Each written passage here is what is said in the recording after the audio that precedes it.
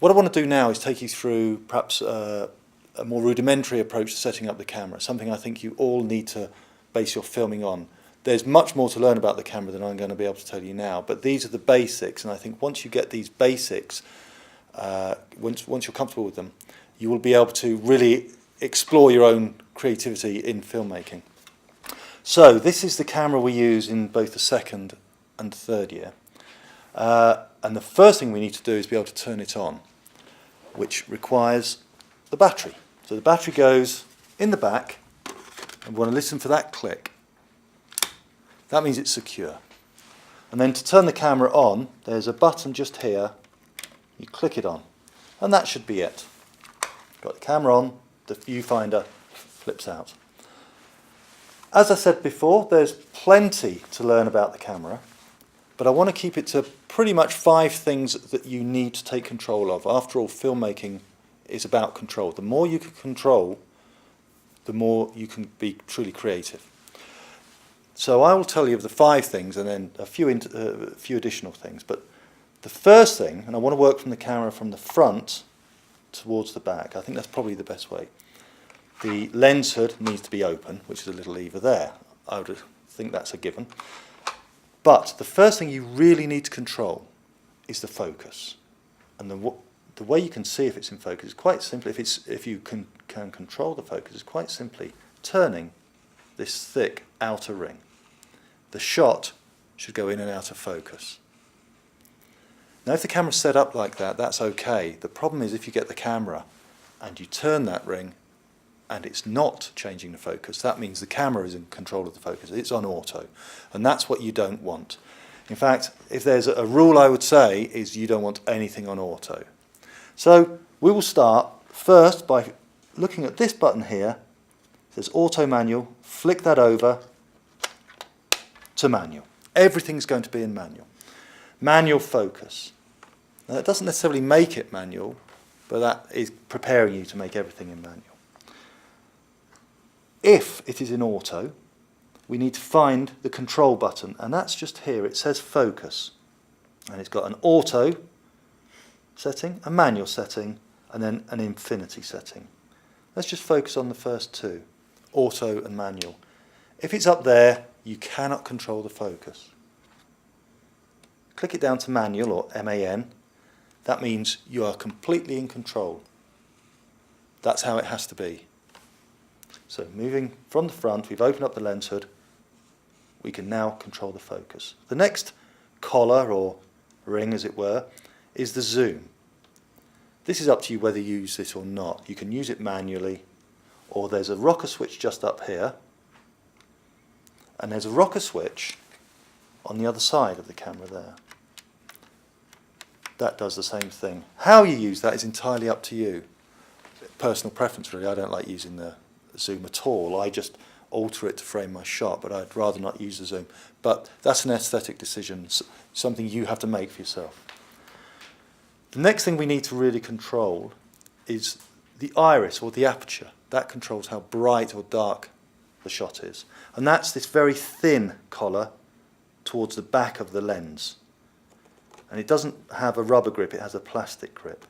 So, again, the most obvious way to find out if you're in control of this is to move it to see if the picture gets brighter or darker. If it does, that's great.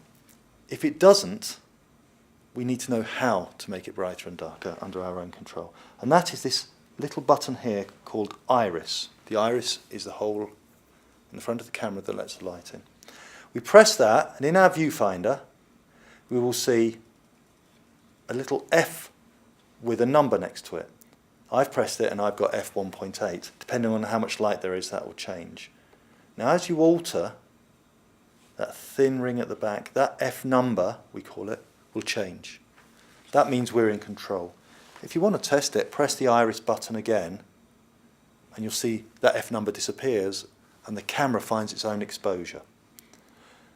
I guess the question is why? Why would we want to worry ourselves about controlling the exposure when the camera's quite happy and sophisticated enough to do it for us?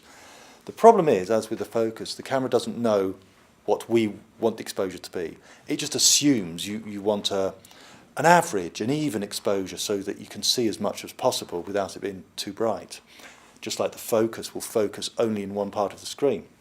Now we may very well want to have a very dark shot. Perhaps you're making a film that's sinister or scary or just very moody and dim. So we want to control that, and I can't do that when it's in auto. Same with the focus. I might want certain things in the shot in focus and certain things not in focus. I actually might want the shot completely out of focus, which is fair enough, but the camera won't let me if it's in auto. So we have focus, that's the zoom. We must control the focus, we must control the aperture. Okay, sticking with exposure, and it's something you should be aware of, is this button. It's got 4 settings. Off, 1, 2, 3, and it comes under the title ND filter. These filters are actually just like your sunglasses. When it's very, very bright, you can actually take some of that light away just by having 1, 2, 3 in. There's lots of reasons, creative reasons why you might want to do that. I don't want to go into them here.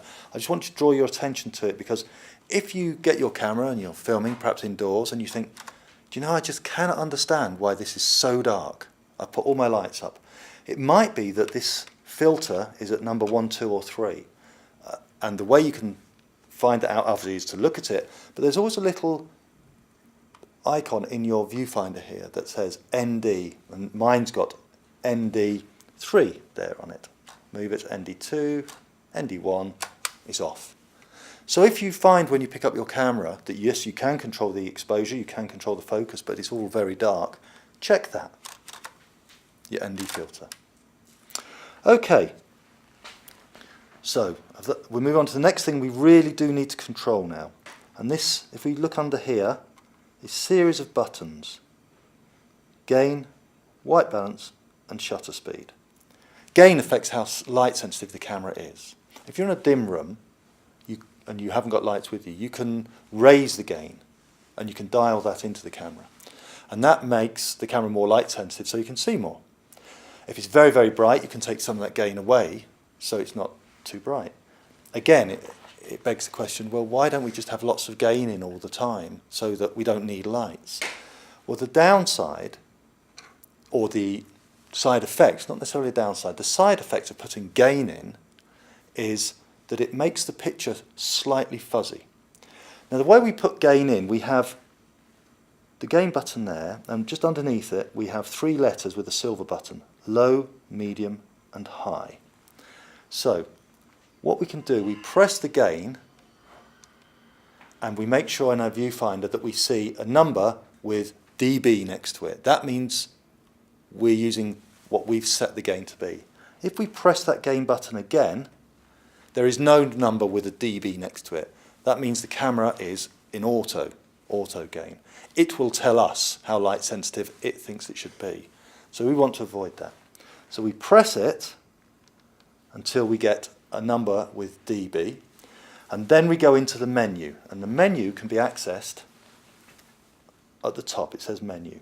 You simply press the menu and you'll come up to your first page and it says camera set. You press select, and then it'll say gain set. You press select again, and there you have high, medium and low, which relates to high, medium, low on the side of the camera. And you get to set them. You set them by clicking over, it'll be highlighted, and you raise the number up or down accordingly.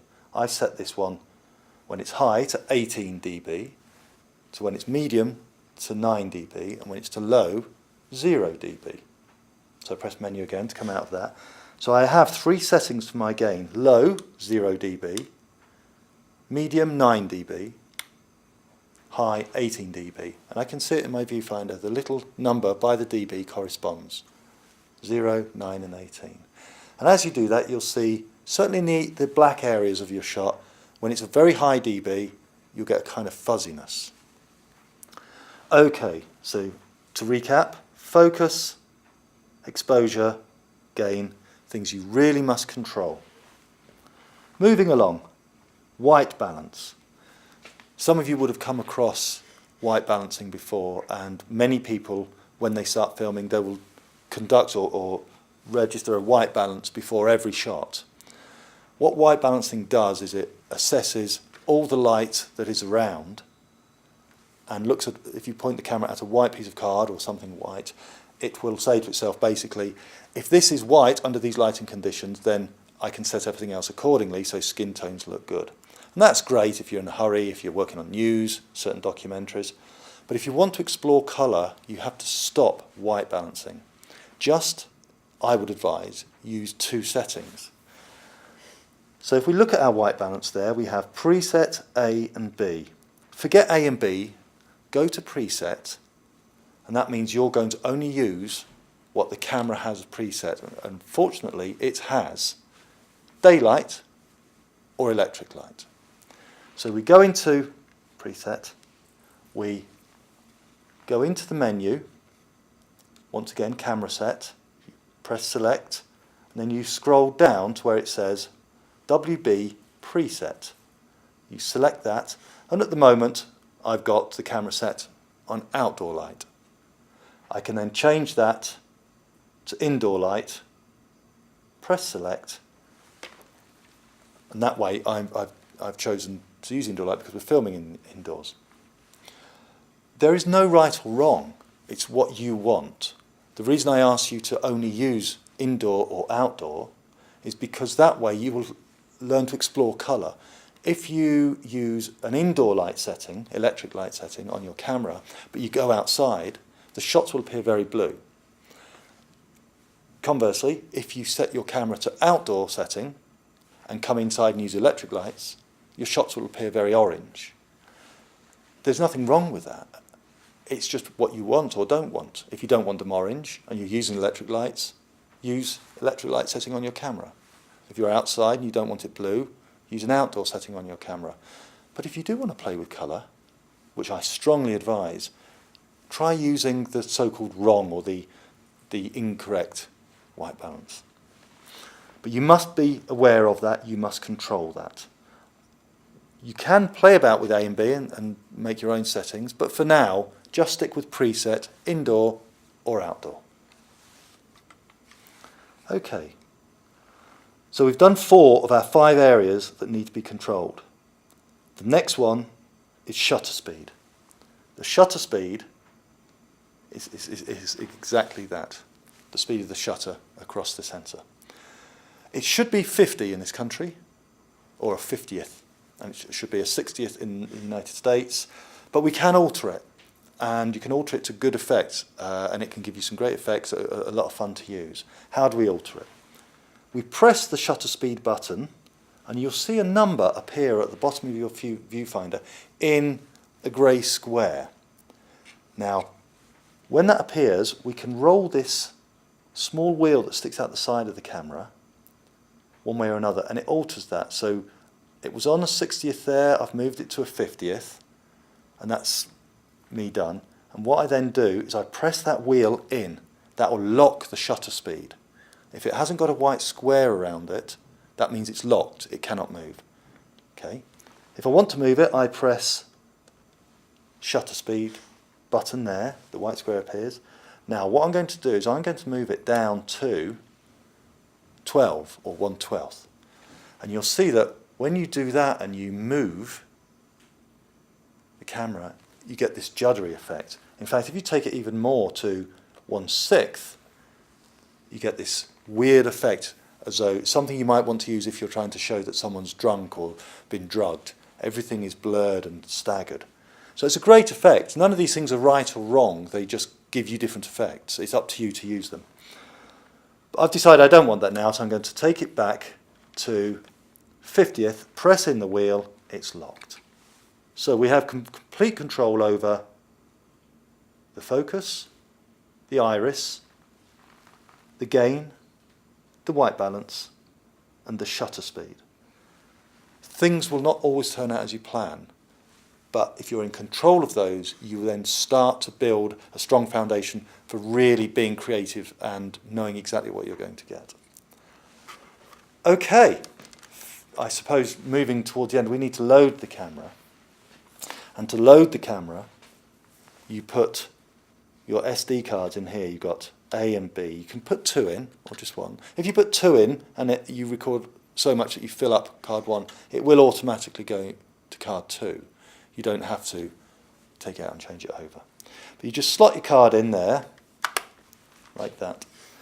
And then you need to format it. This is really important. You must format your card, otherwise it picks up from where it was last recorded, and it might be only like 30 seconds left on the card. So to format it, you press this button on the top called Mode. And it will come up. If it's not on Media, Manage Media, it must be. It might be on one of these others. We want it on Manage Media. Select. Media Format.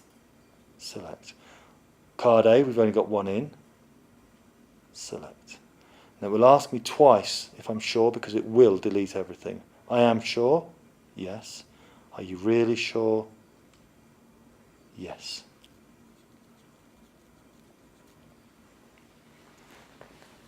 That's it done.